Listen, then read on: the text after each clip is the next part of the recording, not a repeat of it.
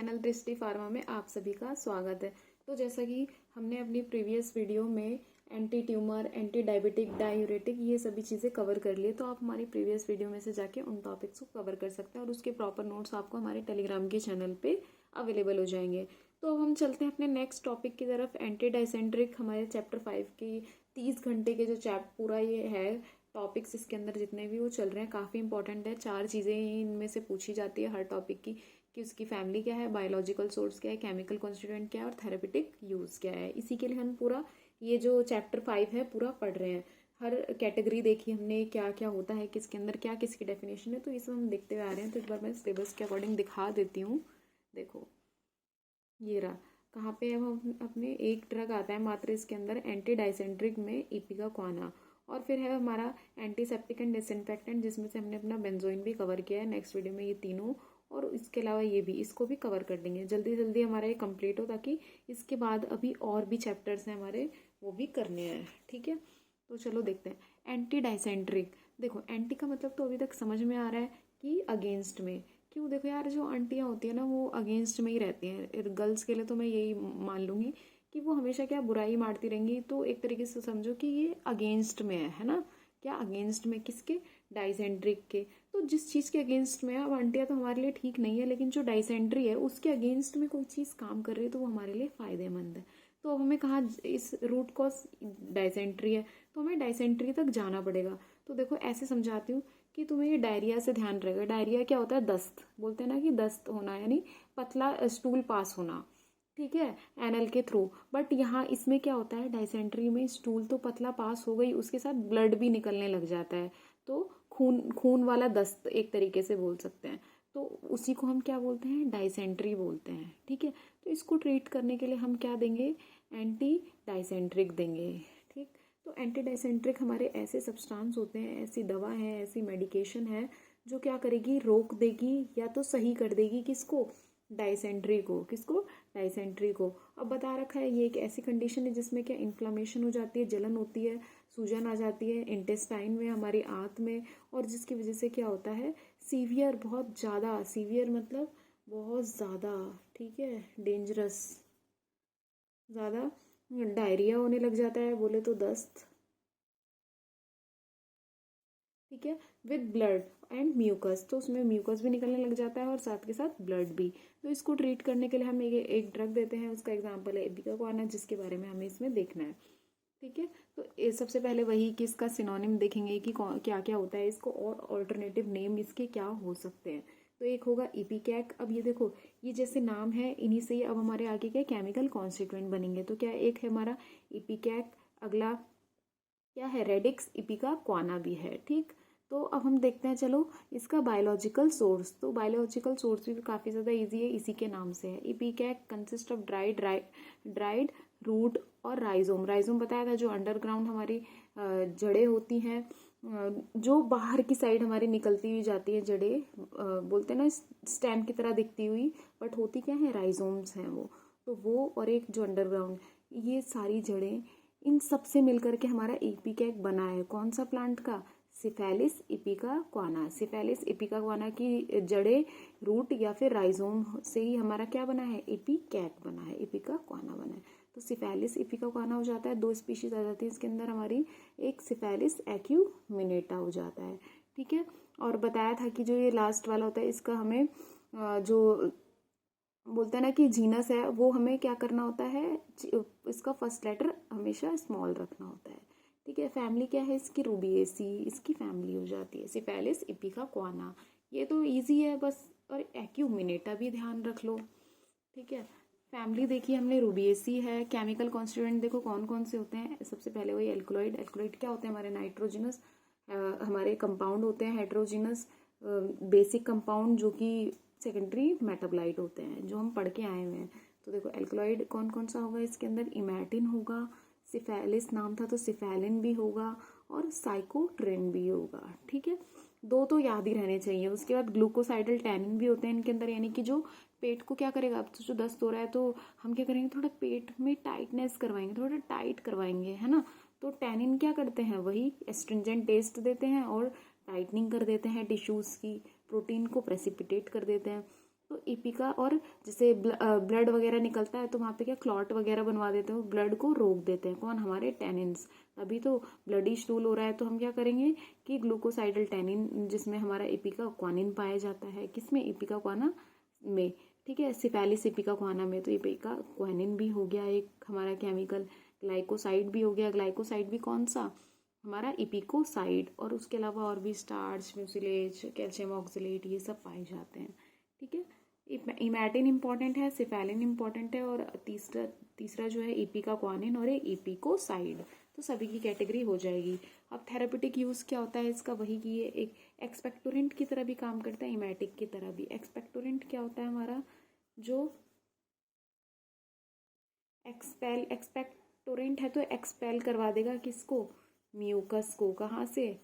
From respiratory tract से। Respiratory tract से हमारे। और इमेटिक क्या होता है? जो इंड्यूस करेगा क्या? वोमिटिंग। जो क्या करवाएंगे? वोमिटिंग। इंड्यूस करते हैं वोमिटिंग। तो जो इसमें हमने एल्कलॉइड देखा था हमारा इमेटिन, वो हमारा क्या होता है? एक एंटी अमीबिक भी होता है। एंटी अमीबिक कौन होते हैं? जो ट्रीट करते हैं किसको? अमीबियासिस को। अमीबियासिस क्या है? इंटेस्टाइन में होने वाला इन्फेक्शन है। एंटा अमीबा हिस्टोलिटिका से होता है। ड्रिंकिंग वाटर कंटामिनेटेड फूड है, उससे हमारी आंत में होने वाला इन्फेक्शन है ये बैक्टीरियल। ठीक है, तो इसमें भी हम अपने इमेटिन को देते हैं। अब ये क्या सोचो, बैक्टीरिया की वजह से इन्फेक्शन हो रहा है इंटेस्टाइन में, तभी तो जाके डायरिया हो रहा है ब्लड वाला। तो एंटी अमीबिक की तरह भी तो काम करेंगे इमेटिन, और इमेटिक की तरह भी कि इंड्यूस करवा दे वोमिट। क्यों? क्योंकि जो पेट में जितनी चीज़ें आ गई हैं, हम क्या सोचेंगे कि या तो वो हमारे स्टूल की रूट, मतलब स्टूल की तरह ना पास होकर के वोमिट ही हो जाए सारी चीज़ें। तो ये वोमिटिंग का भी काम करते हैं, इंड्यूस करते हैं। ये हो गया हमारा क्या? एंटी डाइसेंट्रिक। अब चलते हैं अपने नेक्स्ट टॉपिक की तरफ। Antiseptic and disinfectant. बहुत आसान है। देखो, सबसे पहली बात तो बस इन दोनों वर्ड का मतलब समझ लो। एंटीसेप्टिक जो होता है ये हमारा किस पे अप्लाई करते हैं? Applied on living. ठीक है, और जो ये है ऑन नॉन लिविंग, ये होता है दोनों में। ठीक, तो एंटीसेप्टिक क्या है? ऐसे सब्सटेंस हैं जो इनहिबिट रोक देंगे, दोनों ही इनहिबिट तो करेंगे, बट एक हमारा किस पे?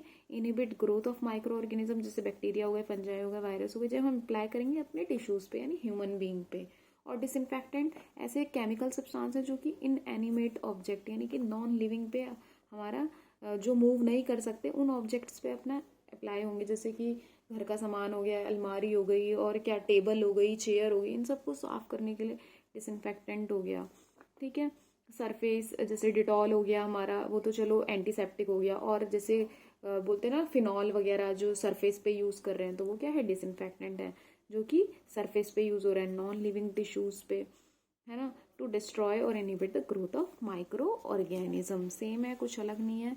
और एग्जाम्पल क्या है इसके अंदर? बेंजोइन, मिर हो गया, नीम हो गया, टर्मेरिक हो गया। सबसे पहले बेंजोइन के बारे में थोड़ा बहुत देख लेते हैं। देखो, सिनोनिम क्या है इसका? ये बेंजोइन एक रेजिन होता है। क्या होता है? रेजिन होता है। रेजिन हमने पढ़ा है कि हमारा प्लांट से मिलने वाला सेकेंडरी मेटाबोलाइट है, यानी कि अगर हम पत्ती को एक्सट्रैक्ट करें और या फिर तने को लें तो उसके अंदर से जो चिपचिपा सा पदार्थ निकल के आएगा एक्सट्रैक्शन के बाद, तो वो ही क्या होता है? हमारा रेजिन होता है। ट्रांसपेरेंट सा दिखता है, काफ़ी विस्कस होता है, चिपचिपा सा। ठीक, तो बेंजोइन क्या है? बाल्सेमिक रेजिन है।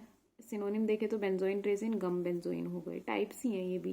तो बेंजोइन एक बाल्सेमिक यानी बाल्सम है, ये एक रेजिन।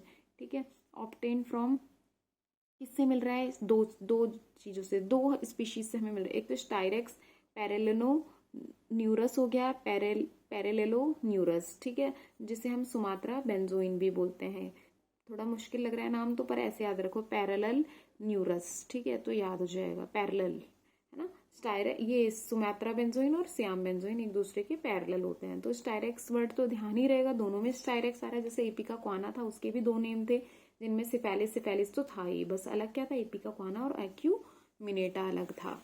और स्टाइरस और ये वाला क्या है, स्टायरेक्स टॉन काइनेंसिस है, जिसको हम सियाम बेंजोइन बोलेंगे। तो हम कैसे ध्यान रखेंगे ये वाला, तो हम ध्यान रखेंगे टी शर्ट से, है ना, टी शर्ट बना देते हैं, ये क्या बना देते हैं, टी शर्ट, है ना, टी शर्ट छोड़ दो, टी शर्ट बना दिया, तो टी शर्ट टॉन काइनेंसिस और स्टायरेक्स हो गया। और ये वाला दूसरा वाला कैसे, वो पैरेलल से ध्यान रहेगा, पैरेलल होगा तो सुमात्रा, यानी सुमित्रा पैरेलल चलेगी, तो सुमित्रा पैरेलल चलेगी तो क्या, कौन सा बेंजोइन होगा, सुमात्रा बेंजोइन। और श्याम जो है टी शर्ट पहनेगा तो श्याम बेंजोइन हो गया एस टी वाला, है ना, स्टायरेक्स टॉन काइनेंसिस। फैमिली क्या है, स्टायरेसी इसकी फैमिली है। केमिकल कॉन्स्टिट्यूएंट यानी इसके अंदर क्या क्या आता है, देखो इन सुमात्रा बेंजोइन में कौन कौन सा केमिकल इंपॉर्टेंट पाया जाता है, वही बाल्समिक एसिड, बेंजोइन और सुमा रेजिनोलिक एसिड भी पाया जाता है। सुमा रेजिनोलिक क्यों, सुमात्रा है। अब सियाम में सिया रेजिनोल पाया जाएगा, ठीक है। फ्री बेंजोइक एसिड भी होगा इसके अंदर। अब थेरेपेटिक यूज वही की एक्सपेक्टोरेंट की तरह भी होता है, जो एक्सपेल करते हैं म्यूकस को से रेस्पिरेटरी ट्रैक से, हमारे फेफड़ों में अगर म्यूकस जम गया है तो उसको बाहर निकालेंगे। एंटीसेप्टिक वही लिविंग टिश्यूज पे काम करेंगे। डायूरेटिक जो यूरिन का आउटपुट इंक्रीज कर दे। या फिर अगर हम कंपाउंड बेंजोइन टिंचर बना रहे हैं, यानी कि कंपाउंड बेंजोइन का मतलब है और भी इसमें चीज़ें ऐड करेंगे बेंजोइन के अलावा, ठीक।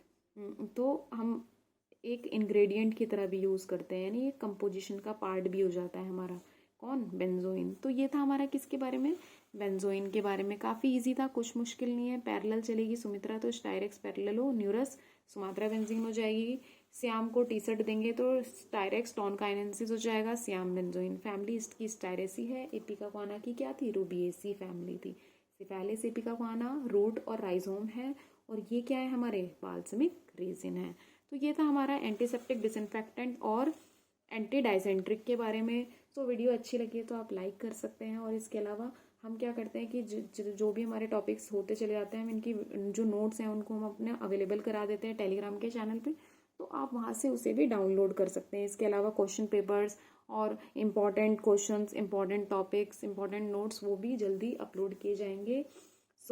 और आप हमें बता सकते हैं, हमारा एक अलग से डिस्कशन ग्रुप भी है कि और हमें क्या करना चाहिए, अभी किस एग्ज़ाम कौन सा है आपका, नीड क्या है आपकी, तो उन सभी पे भी मैं अपना ध्यान दूंगी। So thank you.